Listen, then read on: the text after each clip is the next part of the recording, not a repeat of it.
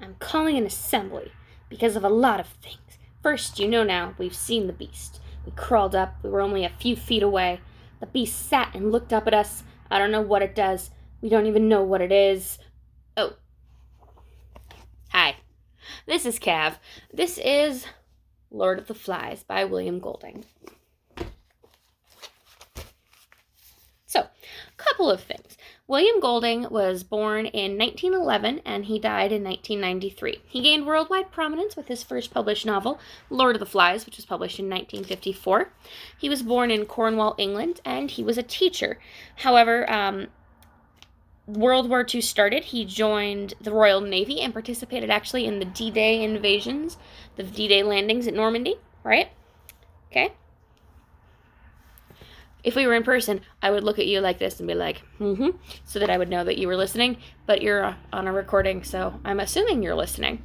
Anyway, so he was involved in the D-Day landings. He was also involved in emancipating several concentration camps. After this was done, he went back to school. He worked at a very posh and expensive private boarding school in England. Now, William Golding had a couple of major flaws that made him a bad teacher.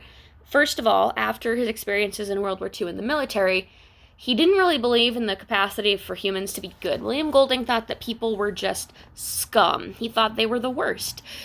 Which, to be fair, he was liberating concentration camps, and that was pretty horrible. So, fair, right? Like, we get it. I'll have a picture at the end of the video of some of the rescued people from a concentration camp. So, he didn't like people very much. He didn't believe that people were generally good at heart. Also, he hated children. Particularly, William Golding hated 14-year-old boys, which is a problem because he was a teacher of basically what we would call freshman English at an all-boys school. So what he would do is he would print out or get giant grammar books and give the kids grammar books, and he would sit in the back of the classroom and work on his novels. Work on his poetry. And so William Golding hated his job. I mean, he liked his job, but he didn't like the people that were at his job, which is kind of a big thing. When you're a teacher, you're supposed to actually, like teaching. So that's William Golding, basically. But then, to make it better, William Golding was alive during a time when there's this very popular genre called adventure fiction. And adventure fiction or adventure lit, we read some of that in the survival unit, but it was really big. You had things like Treasure Island by Robert Louis Stevenson had just become popular again, and you had a series of books called Swallows and Amazons, and also The Coral Island by R.M. Ballantyne. And these were books about people particularly young teens who would get shipwrecked, and then they would work together and be wonderful and save the world and bring joy to the people on the islands and teach them all about life. And they would build boats and hunt for sharks and just have a grand adventure and fight pirates. It was great. William Golding read these books, and he was just kind of disgusted. So he read Coral Island in particular, just really, really bothered him. So he's reading Coral Island, and one day he looks at his wife and goes, "Wouldn't it be awesome if someone actually wrote a book about how 14-year-old boys would actually behave in this situation?" So William Golding decided to do just that, and he wrote The Lord of the Flies. Or Lord of the Flies, excuse me. Now, the thing that's interesting about this is that a lot of people say that this is what William Golding thinks would have happened to anyone who was in the situation like the boys in Lord of the Flies. So basically, there's a plane crash, they're stuck on this island, no adults, it's just boys ranging in age from 6 to about 17 at the most, right? And what they do, and how they try to build their little civilization, and how their civilization falls apart. He's not saying that all people would do this. Basically, he's looking at a very specific group of people, the rich upper crust British boys. They're from a boarding school, and so they're obviously wealthy. So he's not saying this is what would happen to any human. He's saying this is what would happen to this specific group of boys. It would not go well. Spoilers. There's a picture of broken glasses on the cover. Spoilers, it's not a happy book. So And that's kind of the big thing. It's not supposed to be a snapshot for how anyone would survive. As we're reading, I do want you to pay attention to things that you would have done differently. Because as we read, there's going to be places where we see decisions that these boys make, and we're going to go, oh my gosh, you guys are stupid. Stop. Build a shelter. You have been there for 6 months. Why are you still not having shelters? So that's kind of where this book is going to be at. So it's going to be interesting to read. Especially after just finishing up the survival unit. So that's what's coming up there. The other thing about this that's going to be interesting is that basically, think about it this way. Lord of the Flies is basically one man's very, very spiteful response to a novel written by another guy, to an entire genre. This is basically him being like, you have no idea what rich 14-year-old boys are like, okay? I'm going to tell you, and it's not going to be pretty. And so that's basically his whole thing. The novel itself, I want you to keep the following things in mind. The setting. What's the setting? How is that important? Why does that play a role in the story itself? Conflict is the struggle between opposing forces in a story. So we have external conflict, which is between characters, and then the conflict between characters in their environment, characters themselves. Keep an eye out for different types of conflict. Also, to go back to setting, I want you to think about, would the same story have happened if the boys were stranded in, say, an abandoned factory in Detroit? Right? Would it have been different? Would it have been different if it had been a different group of boys? Would it have been different if there had been one adult? Would it have been different if it had been a group of girls? How could that have changed everything? Comparing and contrasting characters. The characters in this book are very interesting. Some of them are definitely more of the snobby upper class, and some of them are not. This book also is interesting because there's a lot of background that no one's really sure about. For example, I have always read it as taking place during the evacuation of the British children from British colonies during World War II. However, it was originally supposed to be after a post-apocalyptic nuclear war, which changes the story a little bit. However, because of William Golding's own history in World War II, it does make sense to read it that way. So it's one of those weird, you can read it either way, right? Also, just because of where they're set, the boys are probably flying out from somewhere in the South Pacific, which was an active war zone during the war, which also means that it's very, very possible that these boys are mixed race and not all white.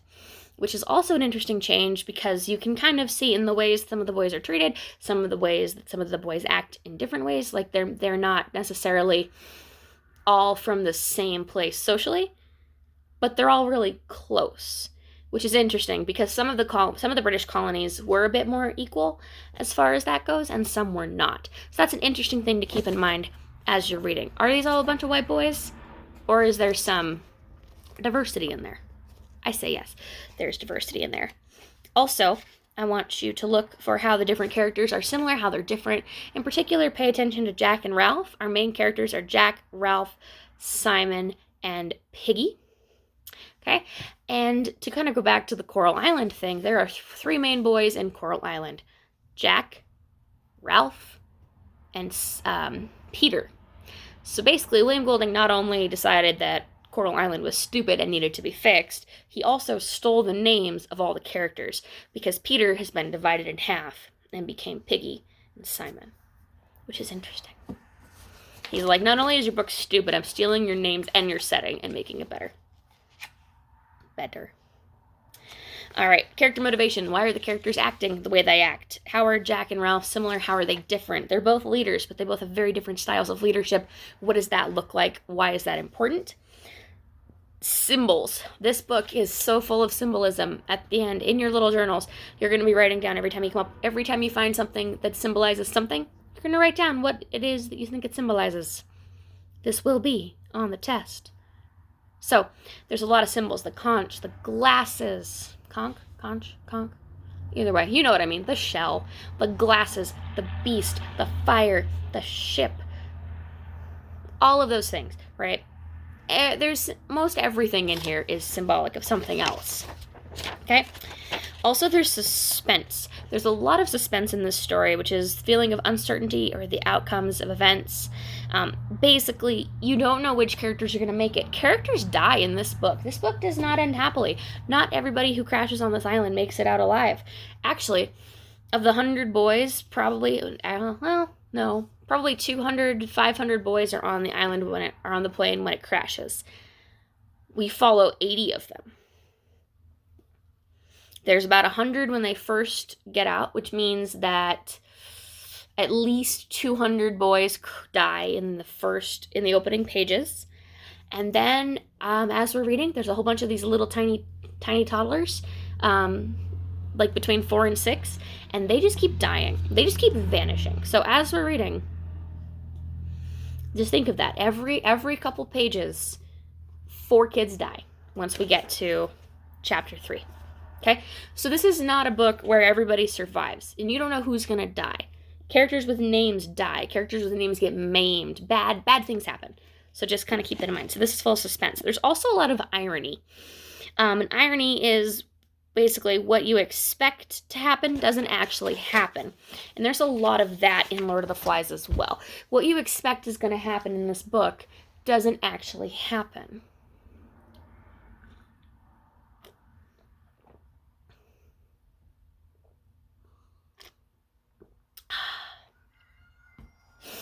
There's a lot of surprises, especially if people thought that they knew it was going to happen because they've read adventure books.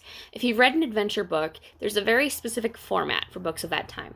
They get stuck on their place, they find a shelter, they find some fruit, they build their little society, they build their shelters, time passes, they find some friendly people, they bring Christianity to them, they build a boat, they fight some pirates, they get off the island, right? This book doesn't follow that format. But there's a lot of places where it almost looks like it's going to, and that's part of the trick. So, we're going to be talking about this book a lot in depth.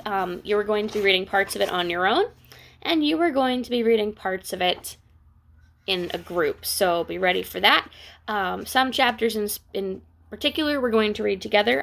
Chapter 9, we're going to read together. That one is important. Yeah, this is one of my favorite books because it's like, what would you do? It makes me think, what would I do if I was in this situation? Would I be like, yes, we got to build shelters, we got to make it count, we got to take care of stuff? Or would I be like, or I could just like go over there and play in the waterfall? That sounds like a lot more fun. So basically the idea is, if you're not, it's the difference too between people who are used to working and people who aren't. Okay, some of these boys are used to working, and they're like, or I could just go over there and not work because I don't have to. And people who are like, why would I work? I've never worked a day in my life. That would be silly. So this is an interesting book. It dives deep into what people are like, and also it tells us a lot about William Golding. He kind of reveals a lot about himself, how he feels about people, the fact, basically, he feels like people have the capacity for great good and also for great evil. And in this book, he's going to explore the evil that he thinks we're all capable of. Are we all going to act on that evil? No. And I argue that William Golding wouldn't say that. But he wants to show us what that would look like if we did. I'm excited to dive into this book with you guys. Stay tuned for the World War II informational text video.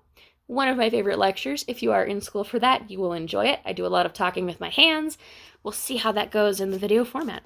All right, thanks.